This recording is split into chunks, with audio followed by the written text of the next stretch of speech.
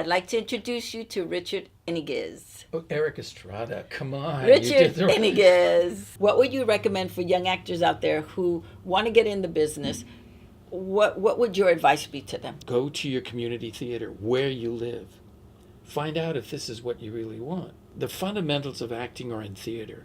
I don't care what anybody says. You have to know what the stage is. Once you find that geographical area, downstage, upstage right, upstage left, etc., you start to get a feel for what it means to create that world. Mm-hmm.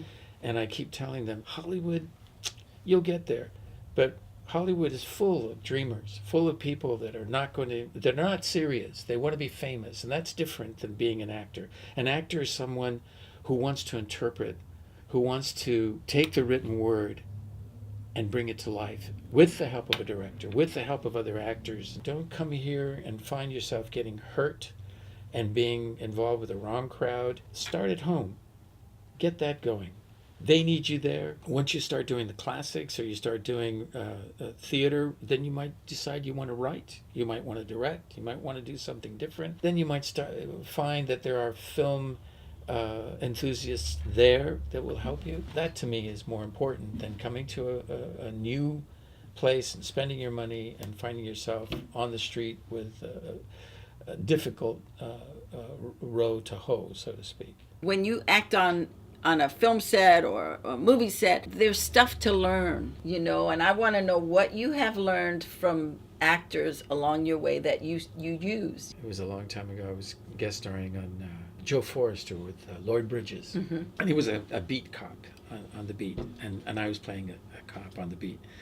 And we were doing a scene. The camera was to the right of us, and it was a tracking shot. So the director, told me, just make sure you're a little ahead of him, to me, because I was on the outside and he was on the inside, which favors me basically because the focus is on the guy and I'm the one talking and looking back to him. Well, what he did it was just amazing. I could have been flustered, like I was a young actor, but I was guest starring, I knew what I was supposed to be doing. Well, he placed his left shoulder behind my right shoulder, and he was basically pushing me as the scene was going on. This was Lloyd Bridges? Lloyd Bridges. And now Lloyd Bridges is a little taller than I am, of course, but what a guy. I mean, he was just so into it. And he was pushing me and I felt, whoa, I'm saying all this dialogue at the same time and I'm realizing all of this is happening. There's the camera. And you can't look at the camera, of course, because, it's just taking in the scene. And I'm looking up at him and I'm feeling his shoulder. And there's a power, there's a moment of, damn, this is incredible. This is something I'm learning right now. He's keeping the scene going so we don't have to do it again. That was powerful. And that always stayed with me. One thing that I've learned too as an actor and a young actor is that every actor you work with is an equal. They're no more famous than you are. They're no whatever. They're your peer. You're working. You're bringing this project to life and you're infusing it with your energy. I worked with Robert Mitchum, and of course I grew up with Robert Mitchum, and oh my goodness, he was like, that's the guy, that's the power that he exudes on screen, and he's just so He scared easy. me when I was a little kid. oh well, if you saw that movie, yeah. But here I am in a scene with Robert Mitchum. I'm starring in a movie with him and Jim Mitchum and John Mitchum, the whole family. But I'm dealing with Robert Mitchum face to face, and I have a powerful scene with this man. It was like, wow, this is what it's about. And you're watching a professional at work, and you're a professional working with the professional. You're catapulted into something different. I mean, I was almost outside of my body watching the scene. I mean, that's how crazy I felt. And that's happened to me several times, by the way. I'm in the scene. I know it. I know I'm there. But I'm outside of myself. Yes. I'm outside of myself watching it and making sure I'm going where I'm going and doing the right thing. And it's exalting. Being in the moment and allowing yourself. I never memorize cues, and I don't wait for you to stop. I mean, I don't even know when you're going to stop. I just know I'm in the moment and I feel it. You're moving in the organic but flow of it. Your emotions, your words are bringing me into the scene, and I'm reacting, And that's the key word. We're reactors. How did you get started? My mom died, so my dad took us to Mexico. And there I was in Mexico, stranded. So then I came back at 17. And my dad says, what are you going to do with your life? I said, well, I don't know. He says, well, join the Navy, 20 years, you retire, you got your pension, you can do anything you want. Well, I was only 17. I said, well, the Navy, Vietnam? And yes, he said, yeah. And so I got out when I was 21. I decided not to stay in for 20 years because it wasn't something I wanted to do. And I always had this thing in my head about acting, even though I didn't know what acting was.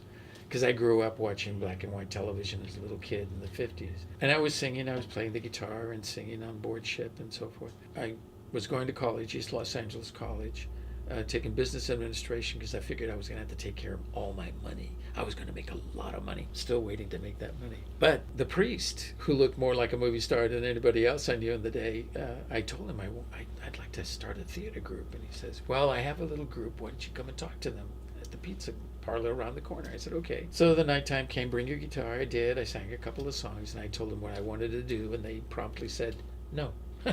Okay, it wasn't on their agenda. But a young lady from the group called and said, Marcela de la Torre, she said, Richard, look, I'm working at PBS and we're doing this thing and they're going to teach people how to perform because we're doing this series and we're going to create our own actors. Oh, I said, fine. So I went back to college and I got some guys and there were like 5 of us who went to these classes. And they turned out to be teachers, real teachers, but they were also actors. Interestingly enough, it was one of those publicity stunts where nobody was used in the series. But I didn't want it to die. So I started a 501c3 and started the Mexican American Theater Workshop in 1968. And so now I was teaching acting. There was another guy who was classically trained. His name was Mario Aniov. So he and I were teaching and we were doing all kinds of stuff. I got called by Abel Franco. Well, I didn't get called by Abel Franco, but by Charles Polachek, who was the executive producer of everything. And they hired me as the youngest member of the family at that time. Years later, Abel Franco, he was the head writer. And he said, do you know how you got that job? This was like 20 years later. And I go, no. He says, well, we all decided, well, we had a huelga. A huelga is a strike. And we said, you hire Richard, you put him in the cast. We're going to write for him. Because I was the only one that actually survived from that. And from that, the only one who kept going, of course, my older brother was Emilio Delgado, who was on Sesame Street. My ex-wife, Priscilla Garcia, played my older sister. And so it was an interesting thing. We did 65 live episodes back then, and none of it survived. Wow. Unfortunately, yeah. But that's how I started. And then I got an agent, and then from there, my first job, I think, I was in Encyclopedia Britannica, and then The Lucy Show with Lucille Ball, and Buddy Rich was the guest star, and I played a little Chicano drummer. And then it just went on from there. Marcus Welby, The Man in the City with Anthony Quinn. You did a lot of episodics. Yeah. One of your biggest films was Boulevard Nights. What is another film that you feel like represents your body of work? Well, most of the films that I've done are basically TV films. But The Deadly Tower, which was based on a true story, Charles Whitman, I think it was 1963, went up to the tower in Austin, Texas, and started shooting people. It was the first time that we had one of those massacres in the United States. He caught everybody off guard. There were no police and so forth. And the character I play, a real person, Ramiro Martinez, was off duty at the time. And he felt compelled to get to work and find his way to the tower and see how he could help, and found himself at the top of the tower with 3 other individuals, and he was one of the people who actually shot Charles Whitman, yeah.